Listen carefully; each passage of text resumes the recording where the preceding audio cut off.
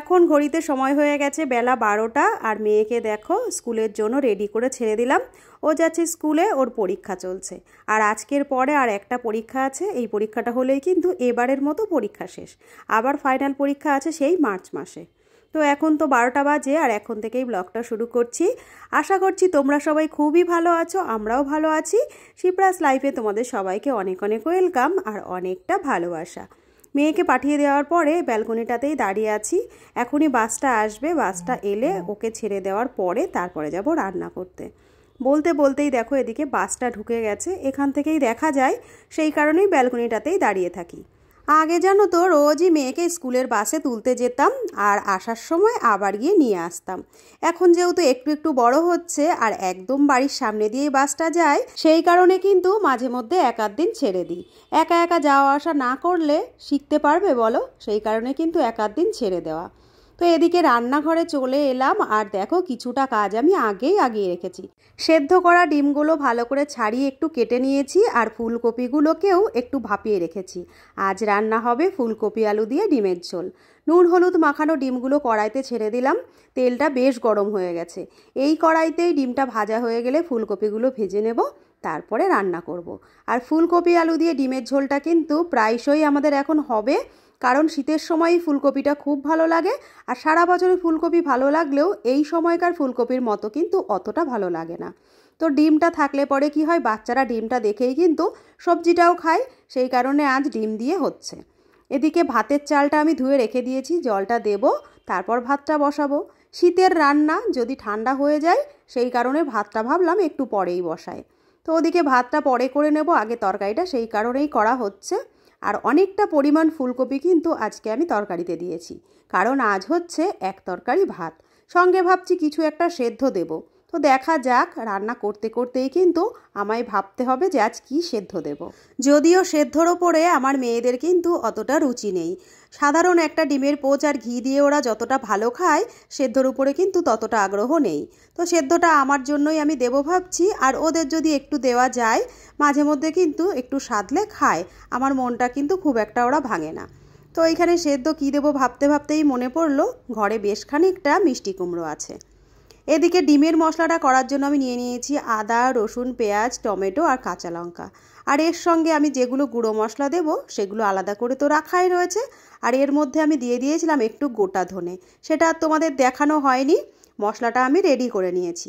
বেশ লাল লাল করে ভাজা হয়ে গেছে আলুটা। এবার দিয়ে দেবো অল্প কিছুটা কুচনো পেঁয়াজ। মশলাতে তো আমি আগেই কিছুটা পেঁয়াজ দিয়ে দিয়েছি, সেই কারণে কিন্তু পেঁয়াজের পরিমাণটা এখানে অনেকটাই কম। লাল লাল করে যখন পেঁয়াজটা আমার ভাজা হয়ে যাবে, তারপরে দেবো একটু টমেটো। আর শীতের রান্নায় একটু ধনেপাতা একটু টমেটো হলে কিন্তু তার স্বাদই হয় অন্য লেভেলের। আজ জানো তো কি হয়েছে, একটু আগেই তো তোমাদের দেখালাম যে মিক্সির যে মশলার বাটিটা, ওর ভেতরে আমি মশলা করব বলে মশলার সমস্ত কিছু রেডি করে নিয়েছি। তো রেডি করে নেওয়ার পরে এদিকে যেহেতু আমি আলুটা বসিয়ে দিয়েছি আর পাশে ছিল মেয়ে, তো মেয়েকে বললাম যে মিক্সির বাটিটাই আমি সমস্ত মশলাগুলো রেডি করে দিয়েছি, তুই একটু মিক্সচার মেশিনটা বার করে একটু মশলাটা করে দে।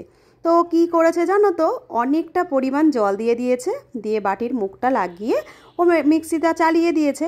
আর সঙ্গে সঙ্গে ছিটকে ওর সারাটা শরীরে জামা কাপড়ে লেগে গেছে। কপালটা আমার ভালো যে ওর চোখ মুখে যায়নি।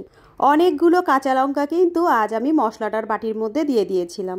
লঙ্কাগুলো খুব একটা ঝাল ছিল না, সেই কারণে আজ একটু বেশি পরিমাণেই দেওয়া হয়েছিল।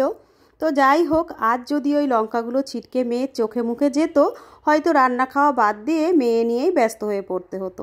আমাদের যারা গুরুজনেরা আছে, মা মাসি কাকি যাদেরকে আমরা ডাকি সম্পর্কে, তারা অনেক সময় বলে যে মেয়েরা বড় হলে মেয়েদের কিন্তু অনেক রকম কাজ শেখানো উচিত।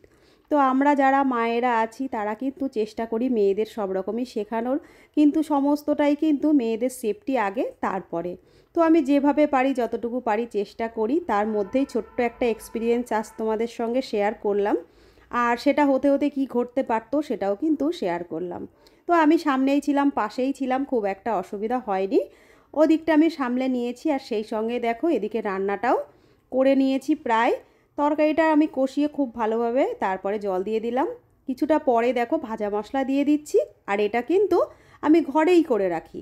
সেই সঙ্গে দিচ্ছি কিছুটা গরম মশলা, আর একদম শেষে দিচ্ছি একটু কোচানো ধনেপাতা। ধনেপাতাটা যেহেতু দিচ্ছি, গরম মশলাটা না দিলেও হয়তো হতো, যেহেতু ডিম রান্না করছি সেই কারণে ভাবলাম একটু গরম মশলা দেওয়া যেতেই পারে। তো এদিকে রান্নাটা আমার প্রায় কমপ্লিটের কাছাকাছি। খুব ভালো করে নাড়াচাড়া দিয়ে দিলাম। এবার একটু ঢাকা লাগিয়ে দেব আর গরম গরম দুপুরবেলায় সার্ভ করে দেবো।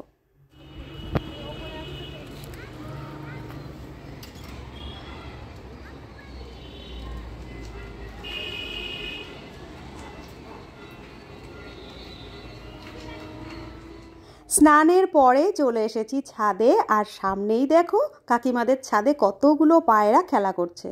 তো আমি এইগুলো দেখি আর বেশ কিন্তু আমার সময়টাও কেটে যায়। ছাদের মিষ্টি মিষ্টি রোদে আর এই মিষ্টি মিষ্টির পায়রার কিন্তু আনাগোনা খেলা করা বেশ ভালো লাগে। আমাদের পাড়ার আশপাশটার দিকে দেখো প্রচুর নারকেল গাছ আর প্রচুর সুপারি গাছ। অনেক সময় কিন্তু এই গাছের মধ্যে অনেক রকম পাখি থাকে আর বাসাও করে। এর অনেক আগে একটা ভিডিওতে আমি তোমাদের বলেছিলাম যে এই নারকেল গাছগুলোর মধ্যে টিয়া পাখির বাসা আছে, থাকে। মাঝে মধ্যেই কিন্তু সামনে দিয়ে চোখের পলকে উড়ে চলে যায়। ভিডিও অন করতে করতে তাদের আর কিন্তু কোনো পাত্তা থাকে না। আর এই যে আমাদের ছাদের পাশগুলো, এইখানটাতে কিন্তু পায়রাগুলো এসে খেলা করে দিব্যি, আর সেই সঙ্গে খেলা করে এই চিলেকোটার ছাদটাতেও। তো আমরা যখন চলে আসি ছাদে পায়ের আওয়াজ পেয়ে কিন্তু পায়রাগুলো উড়ে পালায় আর এই ছাদটাতে গিয়ে বসে রোদের মধ্যে খেলা করে। আবার বর্ষার টাইমে কিন্তু ছাদে বৃষ্টির জল জমে, সেখানে স্নানও করে। ঘড়িতে সময় এখন বেলা 2টো, আর আমি ছাদের থেকে নিচে চলে এসেছি, যাচ্ছি একটু বাড়ির সামনের রাস্তাটায়।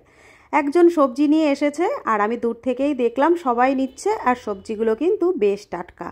আমার কিছু সবজি লাগবে, তো ভাবলাম এখান থেকেই নিয়ে নিই। আর সেই সঙ্গে নিয়ে নেব ভাবছি একটু ধনেপাতা। শীতের সমস্ত সবজি রান্নায় ধনেপাতা দেওয়ার থেকেও বেশি ভালো লাগে আমার মুড়ি মাখার মধ্যে ধনেপাতা। একটু বেশি করে ধনেপাতা তো নিয়ে নিয়েছি, সেই সঙ্গে নিয়ে নিয়েছি বিনস, বেগুন, ক্যাপসিকাম, সঙ্গে কাঁচা টমেটো, যা যা ভালো লেগেছে মোটামুটি অল্প অল্প করে সবই নিয়ে এলাম।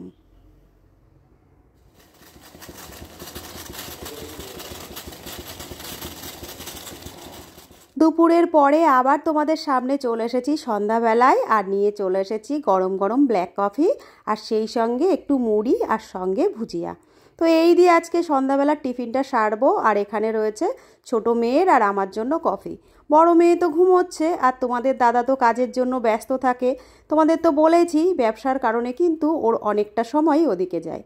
তো অগত্যা সেই কারণে ছোট মেয়ে আর আমি এখন সন্ধ্যার সময় কফিটা খাবো, আর সেই সঙ্গে শেষ করব আজকের মতো ব্লগটা। সবাই খুব ভালো থেকো, সুস্থ থেকো, সাবধানে থেকো, আর এভাবেই পাশে থেকে যেও। রোজ তোমাদের সামনে চলে আসি নতুন নতুন ব্লগের সঙ্গে, আবার খুব তাড়াতাড়ি হাজির হয়ে যাব আরেকটি নতুন ব্লগ নিয়ে। আজকের মতো আসছি, টাটা।